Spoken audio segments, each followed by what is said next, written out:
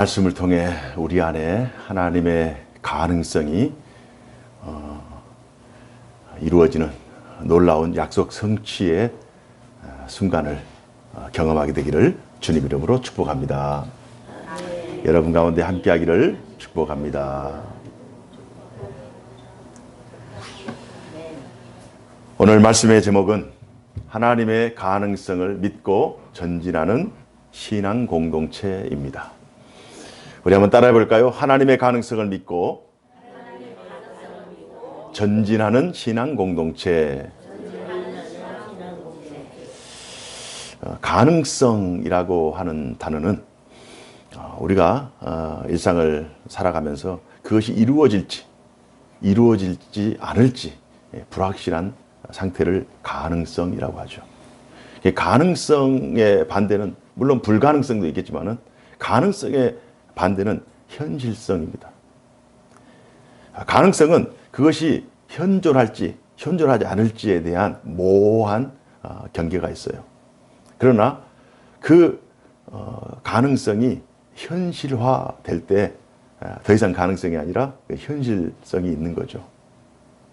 그러니까 현실성이 확실하게 이건 반드시 이루어진다. 반드시 이루어지고야 만다라고 하는 그것은 현실성을 뛰어넘는 필연성이라고 할 수가 있습니다. necessity라는 필연성. 하나님의 나라 또 하나님의 일은 필연적이죠. 사실 어떻게 보면 하나님의 가능성을 믿고 전진하는 신앙 공동체. 이 가능성은 하나님의 용어가 아니죠. 하나님은 그 일을 행하시는 여호와, 계획하시고 성취하시는 살아계신 하나님, 능력이 하나님이시니까 하나님 안에서는 필연성이 존재할 수밖에 없죠. 그러나 우리는 가능성이에요. 우리 인간에게는, 우리 인간의 연약과 또 인간의 한계 때문에 우리 인간은 가능성을 가지고 세상을 살아가죠. 그러나 가능성을 필연성으로 바꾸는 것이 우리의 믿음이라고 하는 사실.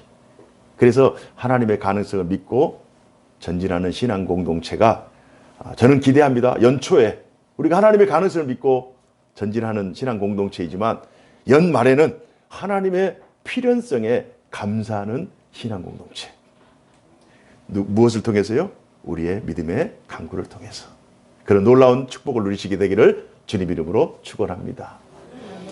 하나님의 필연성을, 하나님의 가능성, 인간의 가능성을 믿고 간구하면서 하나님의 필연성을 경험했던 한 사람, 한 시대를 오늘 본문은 소개하고 있습니다.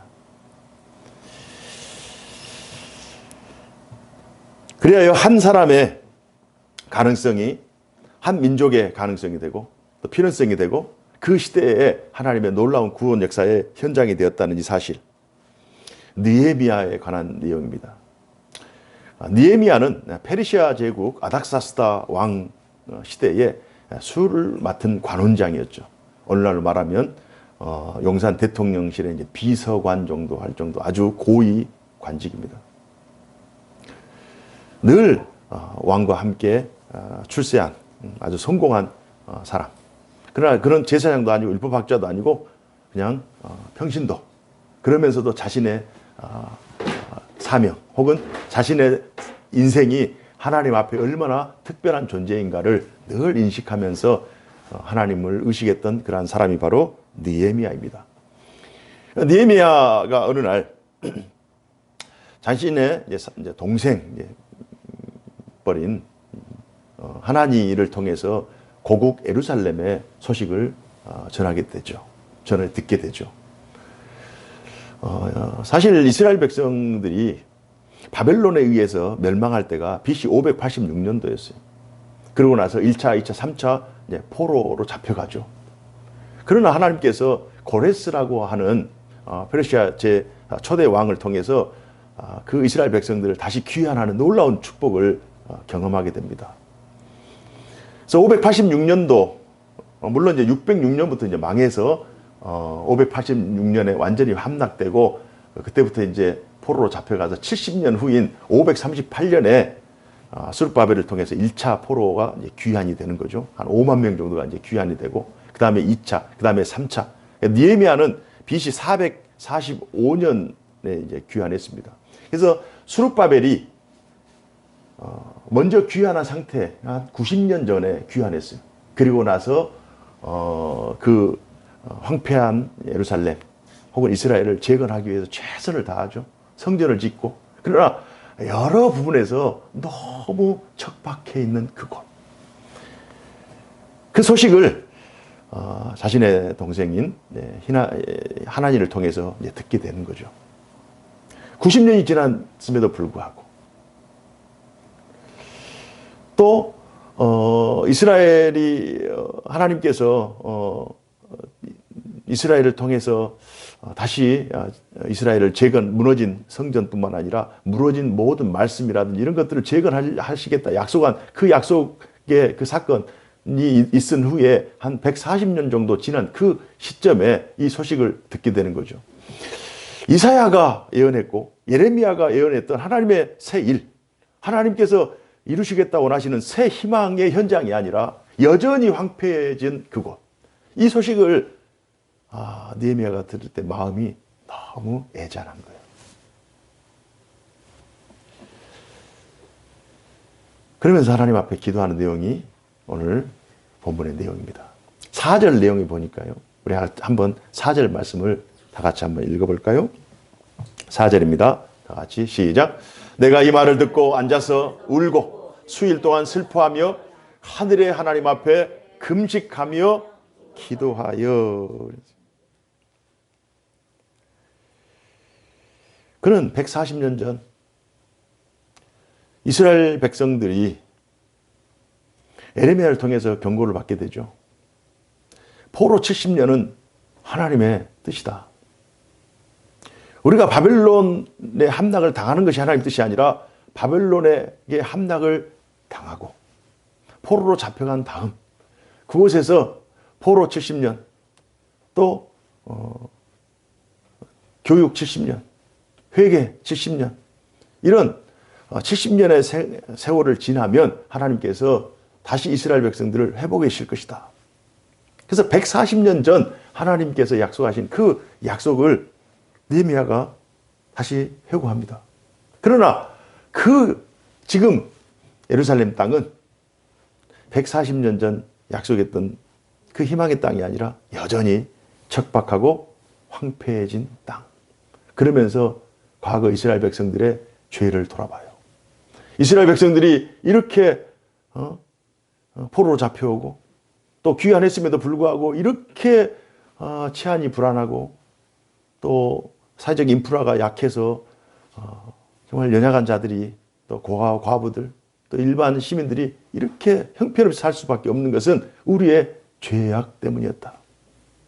그러나 하나님께서 우리가 죄악을 돌이키면 하나님께서 놀라우신 은혜를 베풀어 주시겠다고 하는 그 약속을 다시 한번 회상해 보는 거예요. 이미 역사적으로 오래된 일이지만 느헤미야는 자신의 조국의 상황에 대하여 자기 문제처럼 여기고 슬피 울면서 하나님 앞에 금식하며 기도합니다. 영국 정치가이자 평론가인 에드워드 칸은 이런 얘기를 했어요.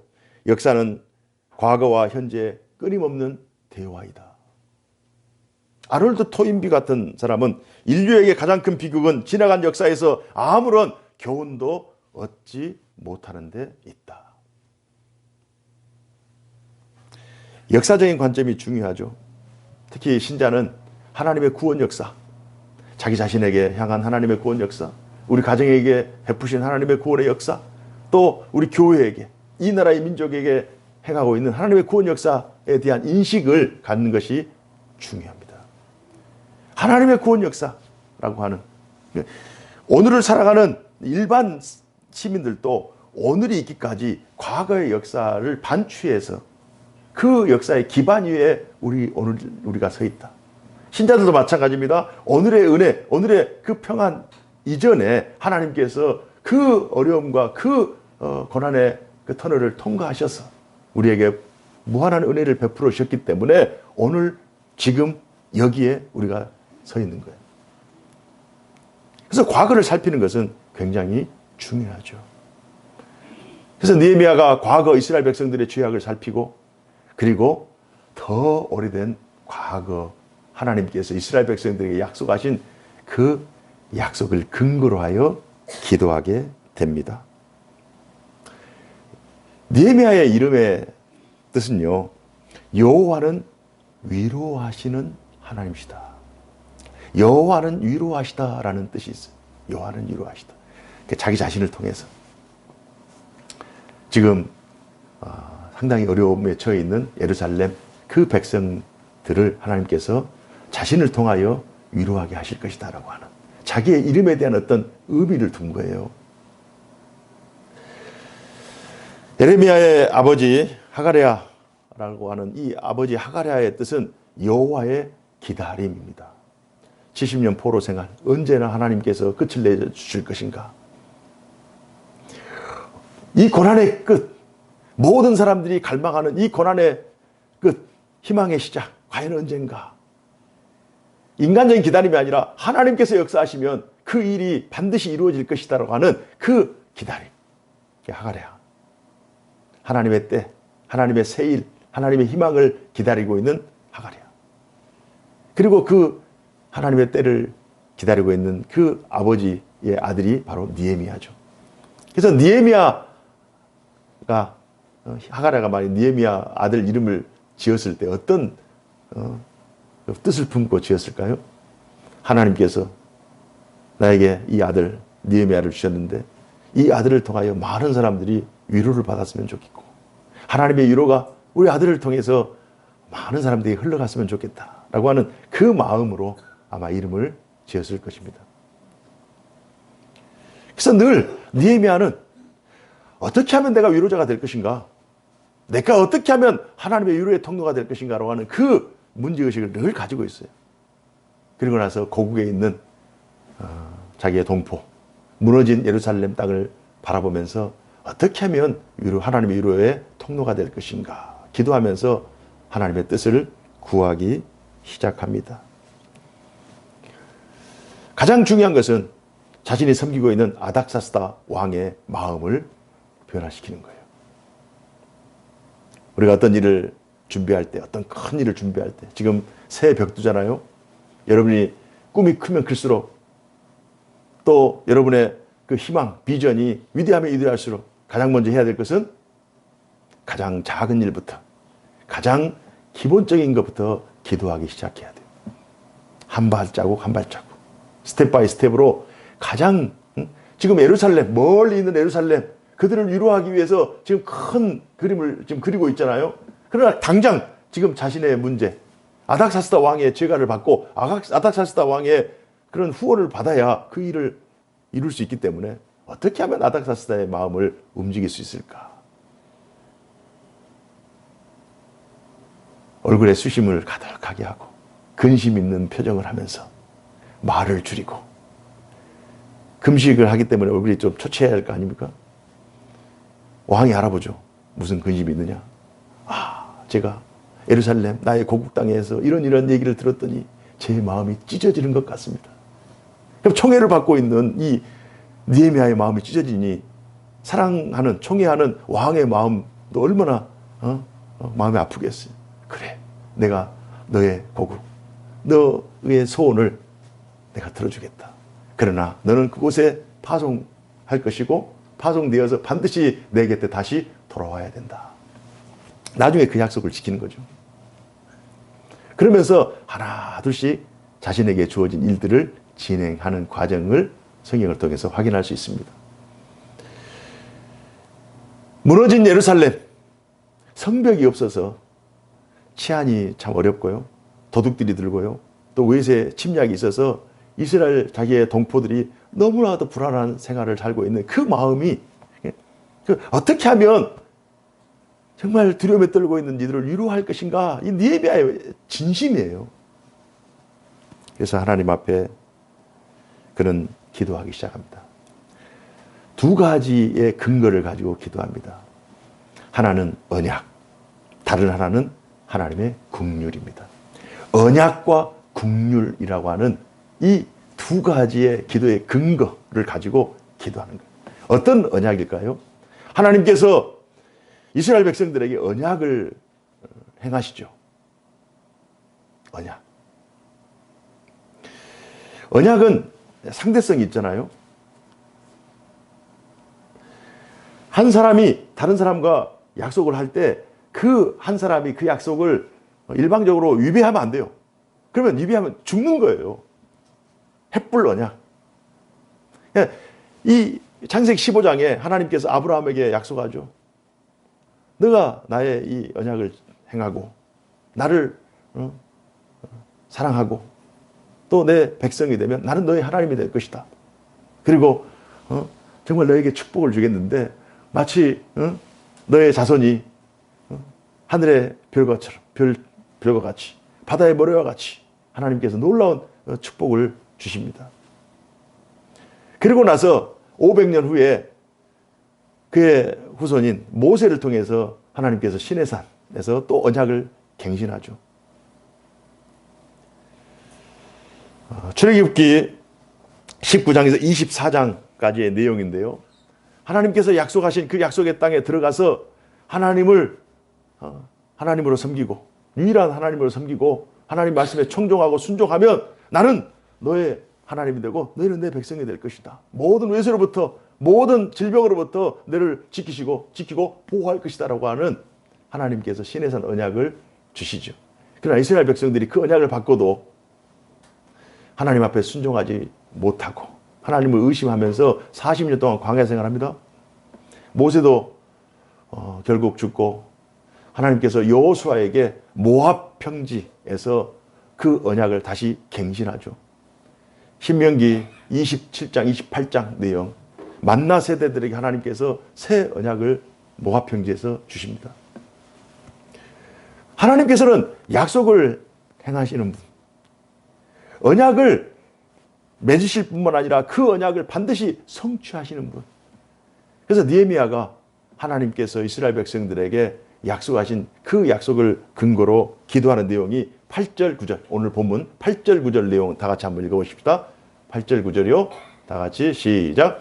옛적에 주께서 주의 종 모세에게 명령하여 이르시되 만일 너희가 범죄하면 내가 너희를 여러 나라 가운데 흩을 것이요 만일 내게로 돌아와 내 계명을 지켜 행하면 너희 쫓긴 자가 하늘 끝에 있을지라도 내가 거기로부터 그들을 모아 내 이름을 두려고 택한 곳에 돌아오게 하리라 하신 말씀을 이제 청하건대 기억하옵소서. 하나님 약속했지 않습니까? 약속했지 않습니까? 하나님은 신실하신 하나님이잖아요.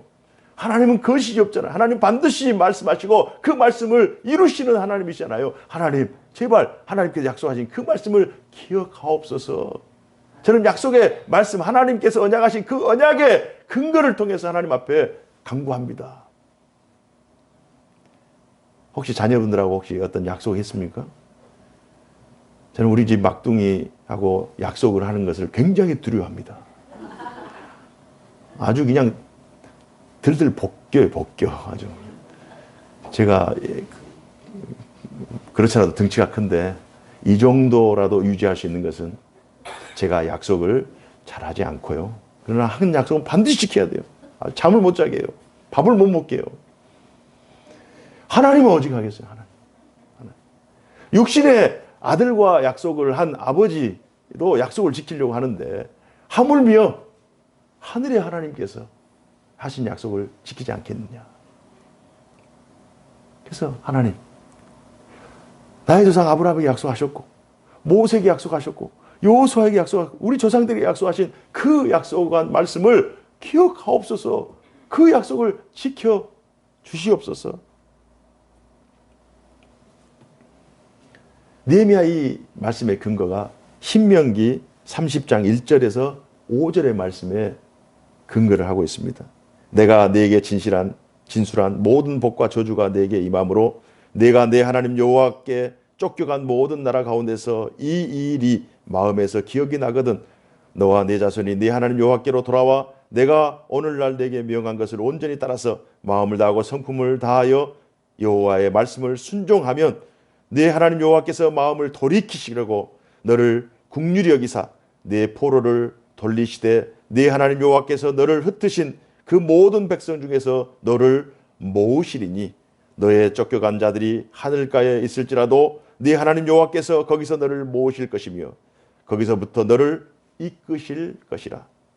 네 하나님 여호와께서 너를 네 열조가 얻은 땅으로 돌아오게 하사 너로 다시 그것을 얻게 하실 것이며 여호와께서 또 내게 선을 행하사 너로 네 열조보다 더 번성하게 하실 것이라. 이게 하나님께서 주신 약속이에요. 그럼 우리가 어떻게 기도해야 되느냐? 하나님의 가능성이 우리 인간의 필연성이 되기 위해서, 우리 인간의 가능성이 하나님의 필연성이 되기 위해서 우리가 어떻게 기도해야 되느냐? 하나님의 약속의 말씀을 붙잡고 기도해야 되는 거예요. 그것이 우리의 기도의 근거가 되는 거예요. 그리고 나서 하나님 앞에 기도하는 내용이 긍휼을 호소하는 기도를 합니다. 하나님, 긍휼을 베풀어 주옵소서. 하나님 인자와 긍휼을 베풀어 주옵소서. 긍휼이라고 하는 이 단어는 헤세드라고 하는 단어는 헤세드. 사랑을 받을 수 없는 자격을 가진 자들이 그 사랑을 그냥 공짜로 받는 것. 아무런 대가 없이 자격이 없는 자에게 주어지는 사랑이 바로 헤세드예요. 헤세드. 헤세드가 가장 성경에서 가장 적실하게 표현된 그 성경이 룻기죠. 룻기. 보아스가 이방 여인, 모압에서 온 이방 여인 룻을 아무런 조건 따지지 않고 그에게 긍휼과 자비를 베풀어 줍니다. 이방 여인이기 때문에 자격이 없어요. 이스라엘 백성이 아니에요. 선민이 아니에요. 그러나 그럼에도 불구하고 보아스를 통해서 하나님의 사랑이 흘러넘치는 거예요. 그곳에 이 룻기서에는 하나님에 대한 언급이 없어요. 그러나 그럼에도 불구하고 보아스의 삶을 통해서 하나님은 헤세드 하나님이시다. 긍휼과 자비를 베푸신 하나님이시다. 5절 말씀 한번 읽어볼까요? 5절 말씀 다 같이 읽습니다. 시작. 이르되 하늘의 하나님 여호와 크고 두려우신 하나님이시여 주를 사랑하고 주의 계명을 지키는 자에게 언약을 지키시며 긍휼을 베푸시는 주여 간구하나이다. 아멘. 여러분 기도하실 때 이 5절 말씀을 반드시 기억하시고 기도하세요. 우리 오늘 한 해 하나님의 가능성을 믿고 전진하는 신앙 공동체예요. 연말에 우리가 하나님의 필연성에 감사하는 신앙 공동체가 되기 위해서는 공동체 안에 개인, 가정, 교회가 다 있잖아요. 주여, 주여. 하나님의 언약을 지키시며 긍휼을 베푸시는 주여 내가 하나님 앞에 기도하나이다. 내가 하나님 앞에 마음을 정하여 기도하나이다. 힘을 다하여 기도하나이다. 하나님 앞에 금식하며 하나님 앞에 호소하나이다. 하나님 저의 기도를 들어주옵소서.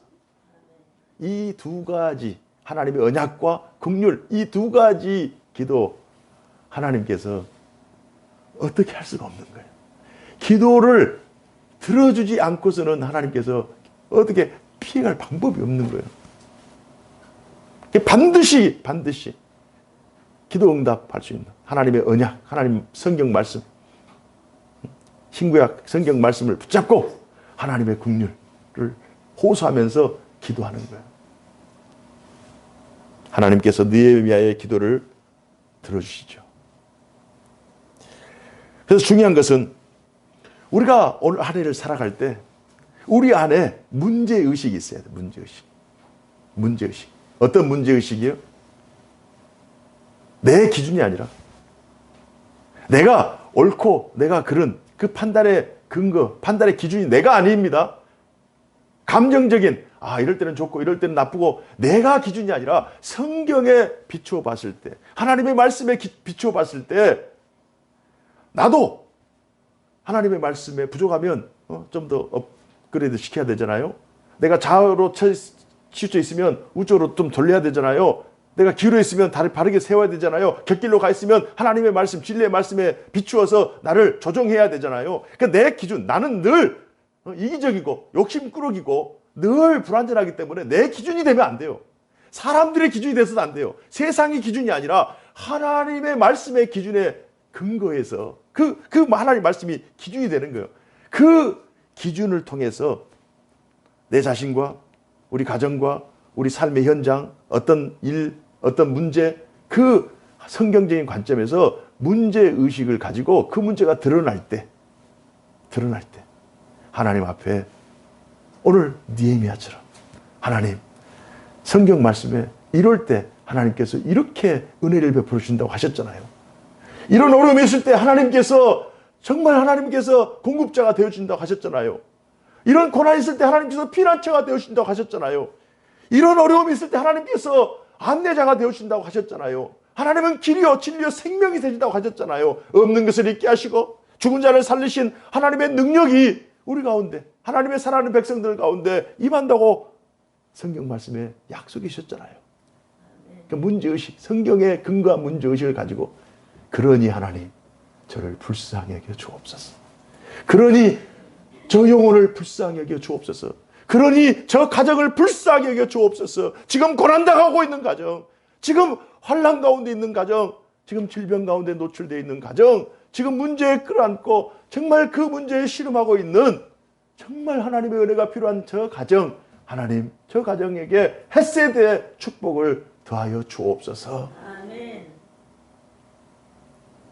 우리가 하나님의 언약을 붙잡고 하나님의 긍휼하심을 인정하며 하나님 앞에 느헤미야처럼 엎드린다면 그때 느헤미야의 기도를 응답하셨던 하나님께서 이때 지금 여기에 우리가 드리는 기도에 응답해 주실 줄로 믿습니다. 아멘. 저는 아까도 말씀드렸듯이 지금 2024년 새해 첫 주일 가능성이 현실성으로, 현실성이 필연성으로, 그래서 인간의 가능성이 하나님 앞에 붙들려졌을 때 하나님의 필연성이 되는 거예요. 그래서 하나님의 가능성을 믿고 전진하는 신앙 공동체가 연말에 하나님의 필연성에 감사하는, 그리하여 우리의 입술에서 하나님께서 이 일을 행하셨다, 하나님께서 나의 기도에 응답하셨다, 하나님께서 우리 가정의 기도에 응답하셨다, 우리 교회의 기도에 응답하셨다, 할렐루야 하는 놀라운 선포와 감사의 축제가 온 연말 우리들의 입가에서 하나님 앞에 올려드리는 아름다운 고백의 내용이 되기를 주님 이름으로 축복합니다. 아멘. 그러기 위해서 우리가 그 끝을 바라보는 그 하나님의 영광, 하나님께서 우리에게 주신 그 은혜, 그 긍휼, 그걸 최종 목표로 삼고 그 가운데 중간 목표들이 있어요. 우리의 출세, 우리의 성공, 또 한 해 동안에 우리가 업앤다운 하잖아요. 잘 될 때도 있고 안 될 때도 있고, 그건 다 우리가 중간 과정이에요. 그것에 만족하지 말고 하나님의 나라, 하나님의 영광을 바라보시면서 올 한 해 하나님 앞에 귀하게 쓰임받는 우리 모두가 되기를 주님 이름으로 축복합니다. 기도하겠습니다. 은혜로우신 하나님 아버지 감사합니다.